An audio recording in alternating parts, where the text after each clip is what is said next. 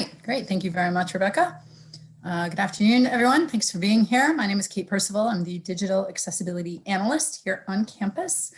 For those participating in our 10-day challenge, today is day 6, and we are focusing on providing text equivalence for images. Text equivalence, also known as alternative text or short alt text, is one of the 5 basic principles of accessibility. Alt text is fairly easy to implement, and it can have a really big impact and greatly improve the accessibility of your materials. And I just want to say, while I go through this presentation, I tend to refer to all materials as documents.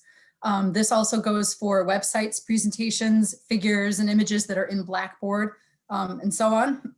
I also generally use the word images to mean any sort of non-text element. So please just be aware of that. Any element that's in your document that is not text-based should have the same content communicated in a text format. Non-text elements include things like images, figures, shapes, graphs, charts, GIFs, and so on. For multimedia, such as audio and video, captions or transcripts are needed. However, we're not going to go into that today. Dan Laird is doing a presentation. He will have more on captions and transcripts tomorrow, January 20th at 10 a.m. Alt text is a description of the image that conveys the meaning of it. The purpose of alt text is to make sure that people who can't see your content get the same information as those who can. Every non-text element should have a purpose of some kind. And as the content creator, you are the best person to determine what that purpose is, and therefore the best person to provide the text equivalent or alt text. If an element has no purpose or provides no additional meaning, it can be marked as decorative. However, I suggest consider removing it. There can be quite a lot of gray area when it comes to alt text. The meaning of an element can be very subjective depending on the context of how it's being used. Sometimes the meaning can change. So there's not always one right way to provide a description, which again just reiterates why it's best that the content creator is the one providing the alt text, because basically you know what the image is supposed to be representing, whereas some of the rest of us who are just looking at it may have to guess. I do a lot of remediation work, and I come across various documents and presentations that have lots of images that sometimes don't have alt text. Since I'm not the subject expert and I don't have time to really dive in and read thoroughly the presentations and documents that I'm remediating, I just take quick glances. And sometimes I can guess what the meaning of the image is. Sometimes I can deduce that the image is simply filler or decoration.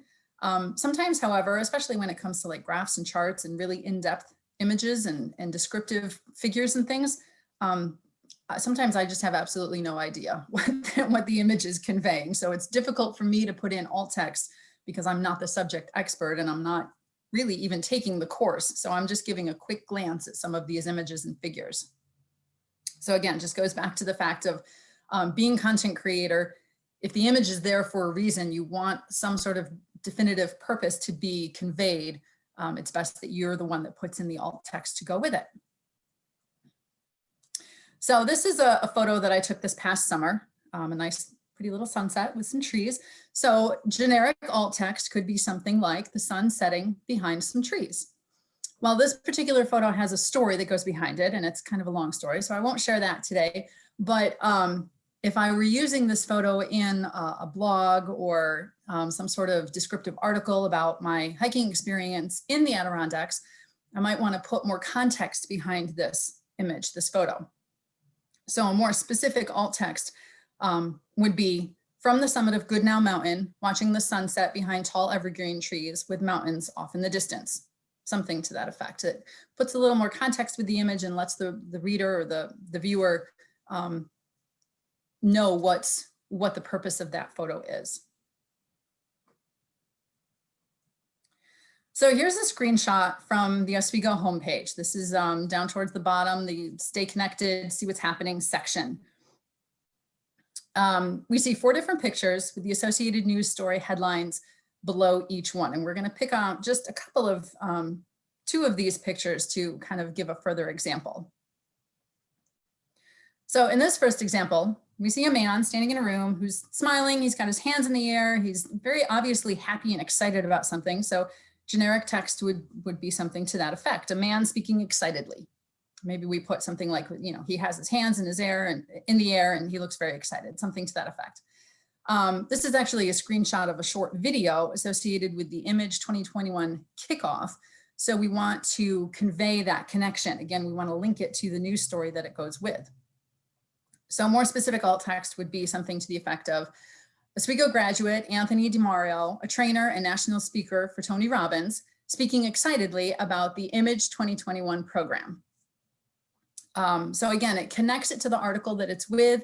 It gives the image a little more context. It lets the reader or viewer understand that there is more meaning behind this rather than just some random man with his hands up in the air. Now, if we focus on this image, just looking at the image itself, not having any idea what the connected news article is, this reminds me of a tourism promotion of some sort. So like generic alt text could be something to the effect of a woman smiling, looking out over the water with a beach volleyball game happening in the background.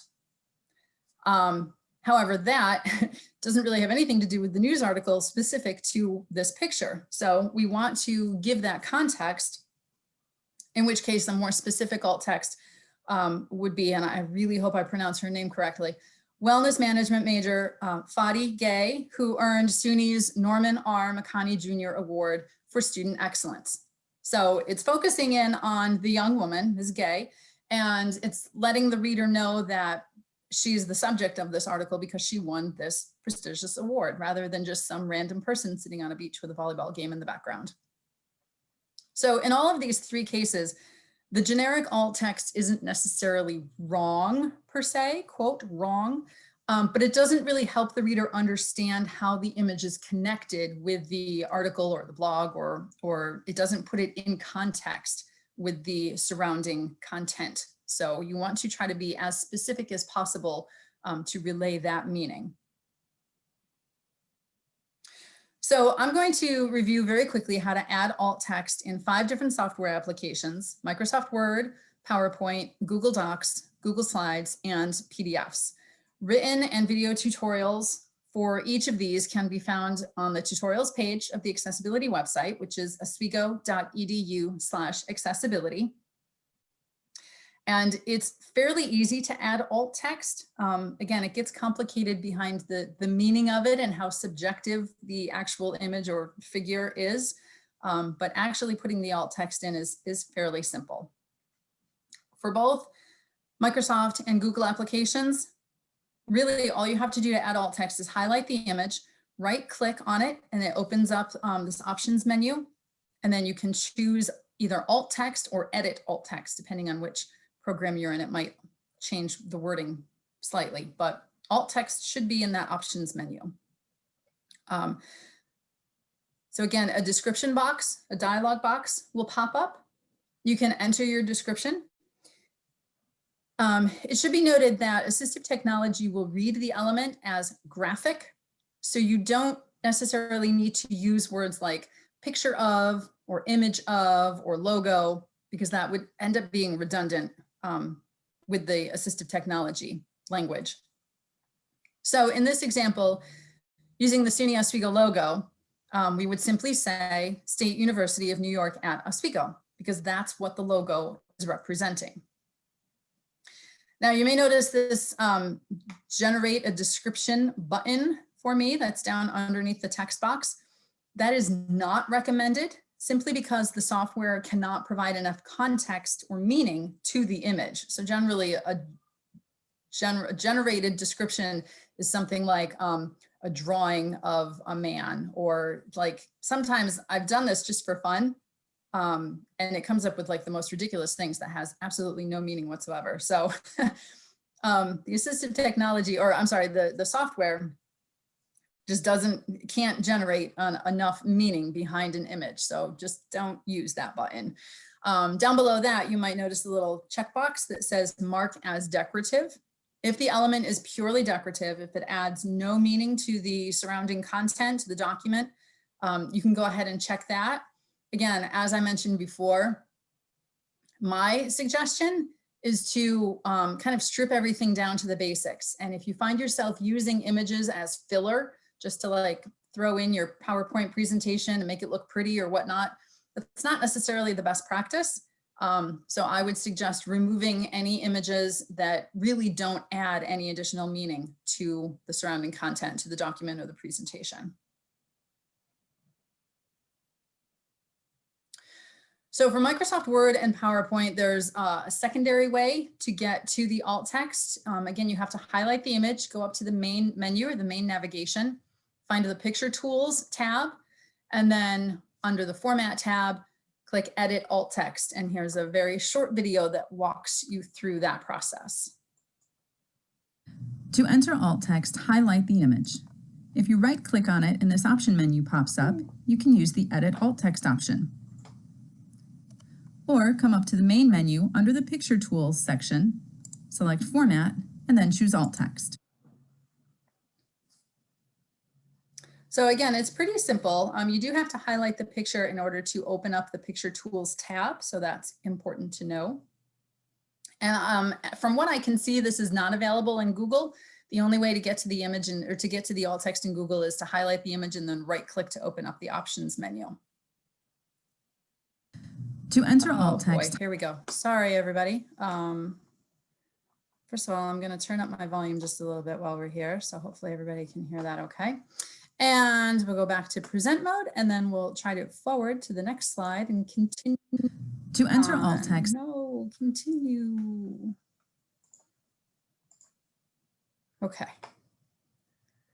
PDFs play by slightly different rules simply because they are not source documents. So unlike Microsoft and Google, you can't just click on the image to add the alt text. I'm hosting a full session on PDFs this coming Friday at 11 o'clock, in which I will cover many details and about correcting issues and how to kind of sort of get into the nitty-gritty of PDFs, which we are not going to do today because the nitty-gritty of PDFs can get pretty deep. So we're just going to kind of stick to the overall basics. I believe that the accessibility feature is only available in the Adobe Acrobat Pro DC version. It's not available in the Reader version. However, if you do not have the Pro DC and you would like to get it, talk to CTS, call the help desk, and I think that they can make that happen. So in the Pro DC version, if you go to the Tools tab in the PDF, and then you can open up the accessibility icon, which then allows you to choose Set Alternative Text. And then you can add in a quick description for each image. And again, I have this little video that will play that will kind of walk you through that process.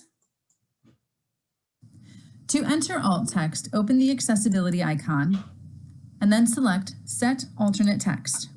You'll get this message that says Acrobat will detect all figures and display any alt text. So click OK. Each image in the document will be highlighted, and you can add or modify the alt text as necessary.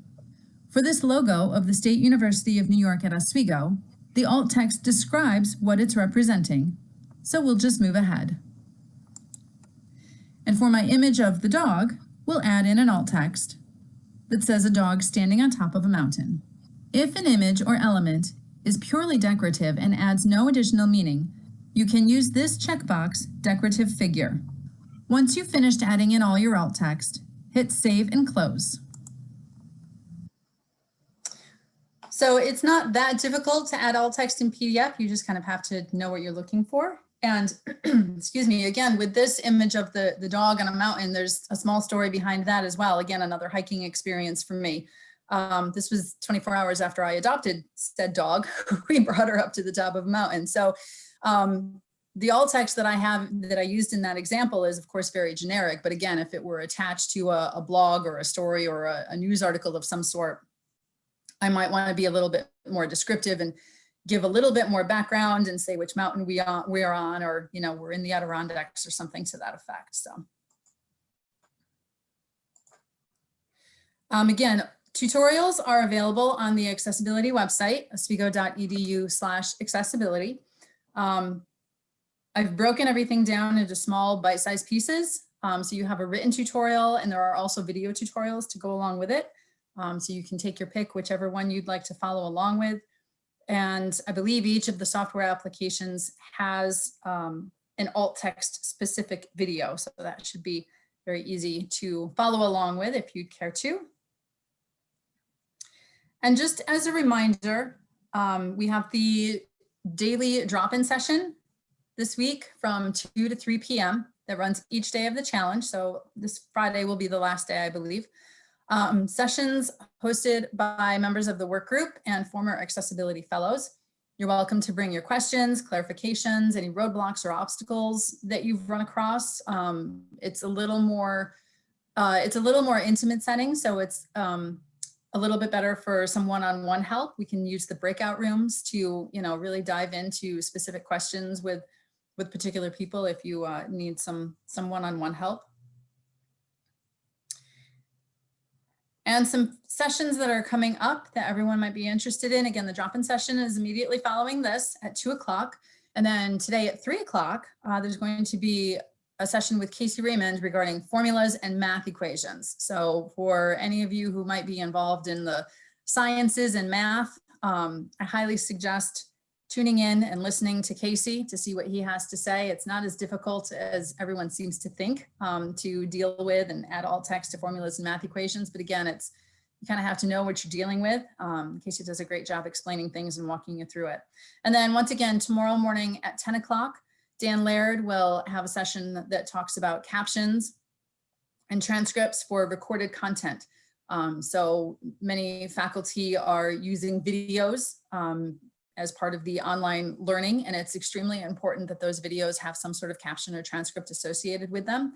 If you don't know what I'm talking about, or you have not done that before, I highly suggest going to Dan's session tomorrow morning to learn about that, because that, again, is not terribly difficult to do once you get into the groove of it and once you really get to know what you're doing. But it is extremely important to accessibility, and it's extremely important to allow people of many different abilities to access your videos correctly. It should be noted too, and I probably should have said this in the beginning of the session, but we tend to think of accessibility as targeting specific people with disabilities, but that's not always the case. Lots of people are in lots of different situations, especially with the whole online learning / teaching, you know, remote thing happening right now.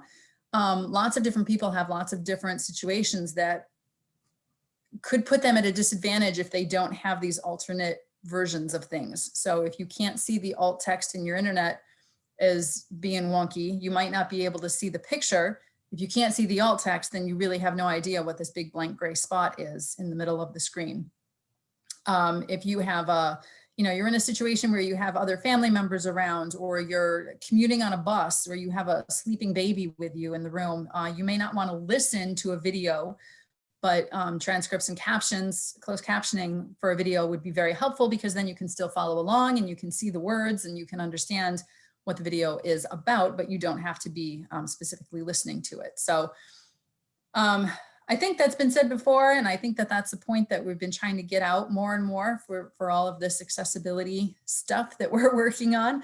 But it is very important to allow the widest range of audience as possible to access all of your materials. So it's not just targeted towards people with disabilities. It really helps a whole wide spectrum of people. And with that, I can stop sharing my screen. Again, my email is kathleen.percival@oswego.edu. I'm happy to answer any questions.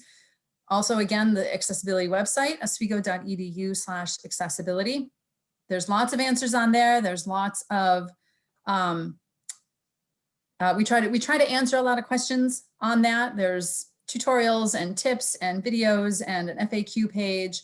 But if for whatever reason you can't find the answer that you need on that website, please feel free to reach out and ask questions. So, which I will kind of open it up right now. I see we have lots of chats going on, which I was not paying any attention to while I was speaking. So, Kate, there's a lot of discussion about not having 365 on their machine. So most people are using 2016. So it's working a bit differently than your demo. yes, correct. And I do apologize. I had meant to put that in the beginning as well, and I must have forgotten to say it. So yeah, depending on the version of Microsoft that you're using, obviously things change a little bit. I would suggest use the help section or the search section and, you know, type in alt text or adding description or something like that and search around. And it is in there. I can't speak specifically to anything much besides using a PC with Microsoft 365 because that's pretty much all that I've used.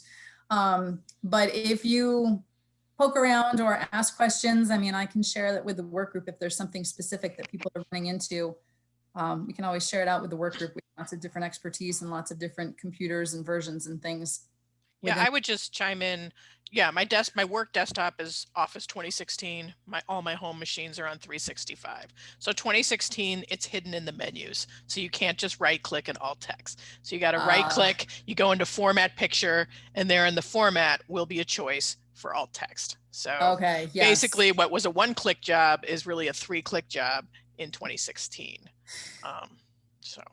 And thank you for that clarification. And I do believe that I have that information in the tutorials. I have the alternates. If you can't get here, try this. Yes, format picture is always something to look for if you can't find exactly what it is that you're immediately available. Try the format picture and get through it that way. Yeah, I kind of wish that Microsoft would just kind of update themselves and, you know, get it all together in one big group. But, you know, we got to deal with what we can while we have it. So. Right. Well, the college, when they image their machines, they've been using 2016 until fairly recently. Mm-hmm. So depending on where you are on the faculty computer rotation, you know, we've got a lot of faculty that still have 2016 on their machines, and that's slowly improving.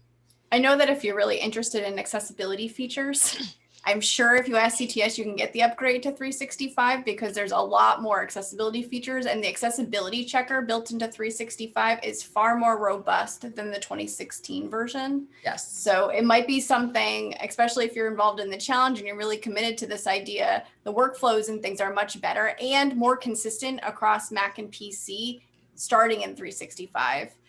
Mac support for some of the accessibility features, not alt text, but some of the other features was really limited prior to this 365 update. Yeah, and also I know this isn't about captions, but in 365, when you present your PowerPoint, you basically get closed captioning.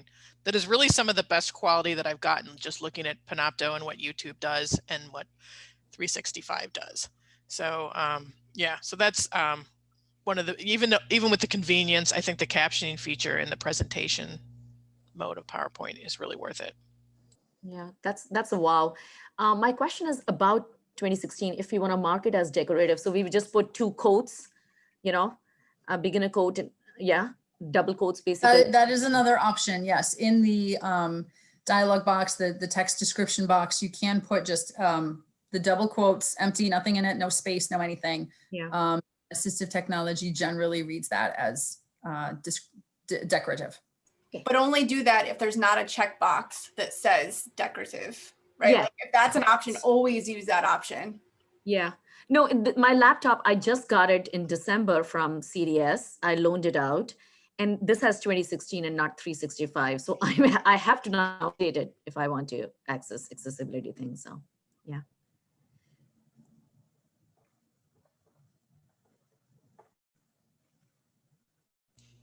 Mamta, I would definitely email CTS because they can email you a link where you just download the new 365 and you can do the upgrade at home. They'll just give you permissions to do it because they have a ton. They have a very generous licensing agreement with, you know, like an educational price agreement. So you should be able to get it on every single one of your machines. But like Rebecca says, you just do have to reach out and ask.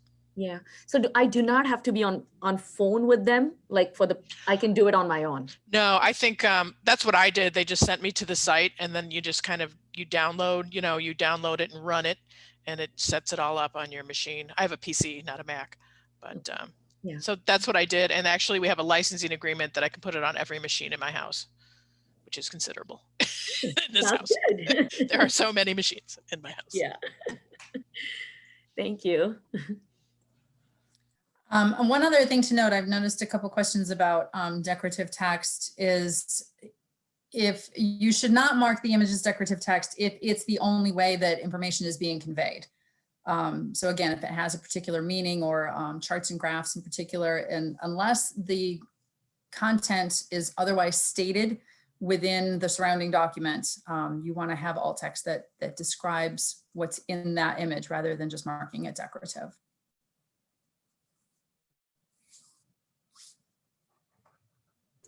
It's also important to note that sometimes the information an image communicates is more like it's more about like emotion or mood, right? That might not be conveyed elsewhere. So if it's conveying something, right, it might be decorative to some extent, but it actually might be like setting the mood or the tone or something else. It may be worth putting in some alt text to communicate some of that information. What you want to assume is that someone that's relying on alt text does not have access to the image for some reason. They can't see the image. Maybe it's not loading correctly because of low like internet speeds. Maybe they're using a screen reader. So assume they're not getting whatever is communicated in the image unless you put alt text in or have that information otherwise conveyed in the text that surrounds that image.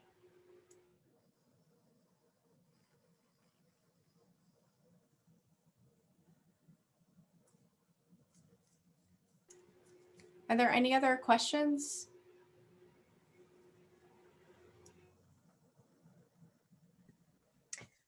Hi, Kate. It's Lisa Seppi. I have a question, but forgive me if you already answered it at the start. I was in another appointment, so I was late. No problem. Does this work for PDFs that are scanned? PDFs that are scanned are sort of a whole different kind of thing. That's what I thought. Yeah. I'm doing a PDF session on Friday. If you have like a specific question or a specific PDF in mind, maybe we can connect a little bit after this workshop and I'll help you out. You can go through the same process as what I showed in here about opening the accessibility icon and adding alt text.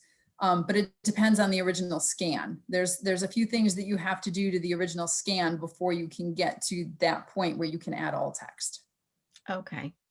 So you're saying you have a session tomorrow that will Friday at 11. Oh, Friday. Yeah, right. Yeah. You Okay. could also come to drop in office hours, preferably on a day when Kate is there. I will not be here this afternoon. I have another meeting at 2 o'clock. But again, Lisa, if you want to connect with me, I'd be happy to go to a different, one of the other days, maybe connect with you, or if you just want to send me an email, maybe we can chat another time. But yeah, PDFs can get very wonky very quickly, and they do not play by the same rules as Word docs and Google Docs. So you have to put a lot of prep into things before you can, before you can just add alt text or whatnot. Okay, great. I'll send you an email. Thanks, Kate. Okay. All right. Sounds good. Thank you. I was just going back to the 365. I was having problems. I have a Mac that's 3, 4, 5. I don't know how old, but I don't want to cause CTS any problems, but they actually helped me upgrade because it was supposed to update it, we've got, and I couldn't do it on my laptop. So they came in and helped me. So those of you that have that as an option, they were really helpful. So I just wanted to make sure that you knew that. I just want to add something, Mohammed here. So if you go to this address that I pasted in the chat, office.com/sign-in, and then sign in with your SUNY Oswego login, it will give you the, I just found it, will give you the installation for Office 365. So just going to office.com/sign-in, signing with SUNY Oswego, we will get the installation for 365. I'm actually downloading it.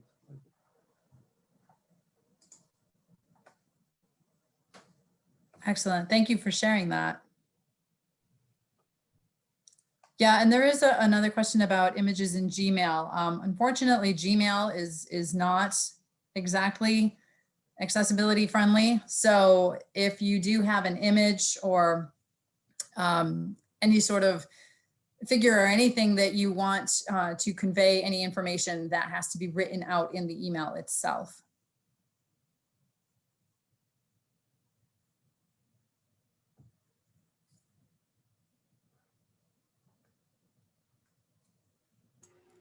Any other questions or clarifications? You guys are asking some good ones.